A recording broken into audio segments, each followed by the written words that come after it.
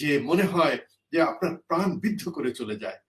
তো এইরকম আমাদের বাংলাদেশে মানুষের সাধনা আরাধনা কোন পর্যায়ে যায় তার একজন প্রকৃষ্ট প্রমাণ মিসবাহ আহমেদ, আমাদের গজল মাস্ট্রো।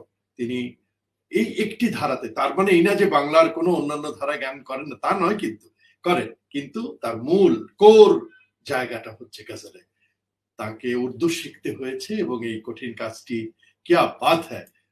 তিনি বললেন, মিসবাজি অনেক ধন্যবাদ, মিসবাজি আপনার প্রশংসার দাম আছে, আপনার মূল্যায়নের দাম আছে, আমরা আপনাকে মাথায় তুলে রাখি, আপনার ত্যাগকে, আপনার সাধনা আরাধনা উপাসনাকে ইবাদতের মতো করে আপনি গান শিখেছেন, শিখছেন।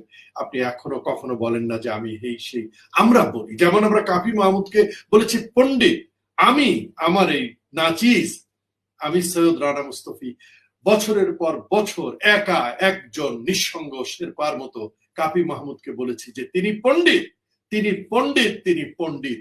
এবং আজকে সারা বিশ্ব থেকে কাফি মাহমুদ সম্পর্কে বলছে যে হ্যাঁ তিনি পণ্ডিত, তিনি পণ্ডিত। আমরা বলেছি লুনা রহমানকে, ফ্লোরিডায় প্রবাসী, তাকে বলেছি তিনি তিনি বিদুষী, তিনি বিদুষী, তিনি বিদুষী। আমি একা এক কণ্ঠে। আল্লাহ সুবহানাহু ওয়া তাআলা সো কাইন্ড। তিনি আজকে সারা বিশ্ব সঙ্গীত পিপাসু মানুষ বলছে হ্যাঁ লুনা রহমান বিদুষী।